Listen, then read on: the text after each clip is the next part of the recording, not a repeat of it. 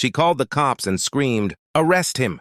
But I was on my own land. I looked at her in disbelief as she waved a clipboard in my face, like it was a weapon.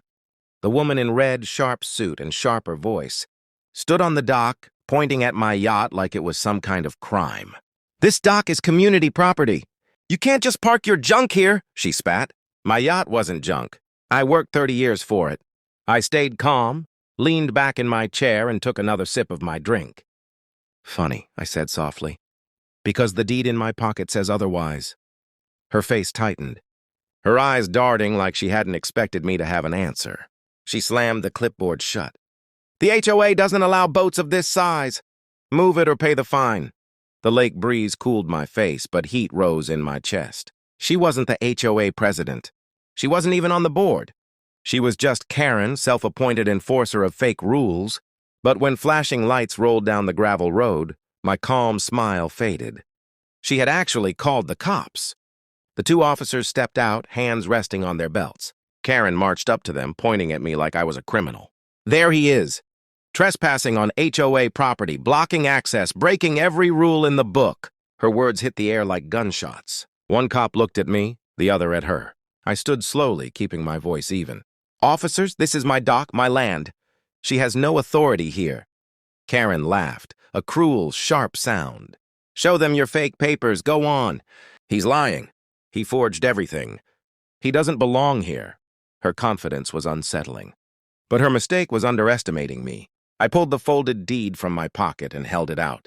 The officer read, brows lifting. Karen's smile cracked for just a second before she pushed back. "That's fake! I know the board, I know the rules." But then she whispered something to the taller officer, and his expression changed. A chill ran through me. Were these even real cops? The taller one stepped closer, his hand brushing the cuffs. "Sir, we're going to need you to come with us." My jaw tightened. "On what grounds?" He didn't answer. Karen smirked behind them, arms folded. Something was wrong. Their badges looked off, the numbers scratched out.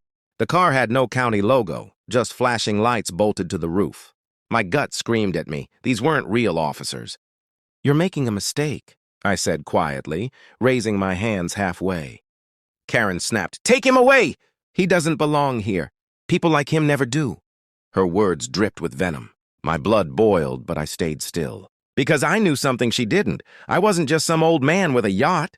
I had served 20 years in the Navy, trained in tactics, survival, and spotting threats. And right now I could see clear as day, these men weren't cops. They were her hired muscle.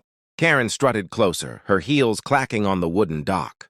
"You thought you could hide behind papers? Behind your little boat? You'll be gone by tomorrow."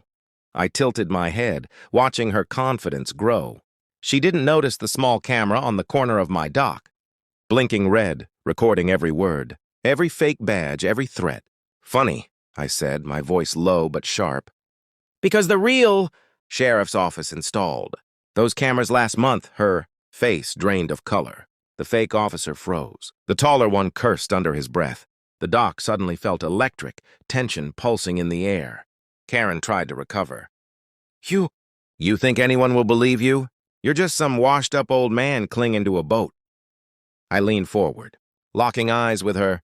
"Washed up? Maybe. But I didn't fight for this country to be bullied off my own land." She snapped, grabbing my chair and shoving it backward. My drink spilled across the dock as I stumbled to my feet. The fake cops moved in, but before they could touch me, a pickup truck rolled up fast. Real sheriff markings. Real lights. Karen froze mid-step, clipboard shaking in her hand. The real deputies stepped out, calm but firm. "What's going on here?" Karen rushed forward, fake tears welling up. "Oh, thank God you're here." "He's violent! He threatened me! He forged land papers! The deputy cut her off. "Ma'am, we already received reports about impersonators in this area. We'll handle it." My camera fed directly to the sheriff's office. Every second was recorded. Karen's lies evaporated under the weight of evidence. Her fake cops suddenly looked like cornered rats, shifting nervously as the real law closed in. The deputies ordered the fakes to put their hands up. One tried to argue, but within moments, cuffs clicked shut. Karen screamed, pointing at me again. "No! You don't understand. He doesn't belong here. I decide who stays in this neighborhood." Her words echoed, desperate now, less powerful. The deputy turned toward me.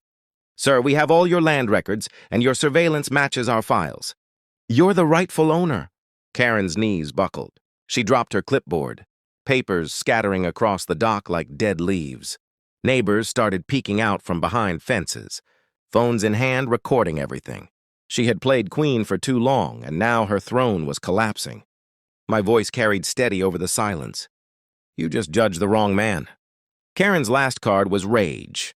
She lunged for the camera pole, trying to rip it down, screaming, "This isn't over! I'll ruin you!" But deputies caught her wrists before she could reach it. That's destruction of evidence, one officer said coldly, locking her arms behind her back. The crowd of neighbors grew, whispers turning into laughter, some even clapping. For years she had tormented people, handing out fake fines, shaming families, making herself the self-proclaimed ruler of the block. And now she was being marched away in cuffs. She turned once, eyes blazing, spitting my way. You'll regret this. I only shook my head. The only thing I regret is letting you push people around for so long. The sun dipped low, painting the lake in gold. My yacht rocked gently, free mine. The deputies finished paperwork, shaking my hand before leaving. Neighbors came closer, offering quiet thanks, relief in their voices. For the first time, the dock felt peaceful. I sat back in my chair, sipping a fresh drink, watching the water ripple. Karen was gone, her fake power stripped away. Justice had been served, not just for me, but for everyone she tried to control. I thought of the years I spent serving overseas, defending freedom, land, and the right to live without fear. And here, on this quiet dock, I realized something. I didn't fight for this country to be told I can't park in my own driveway, I whispered, voice steady. And the lake carried my words like a promise.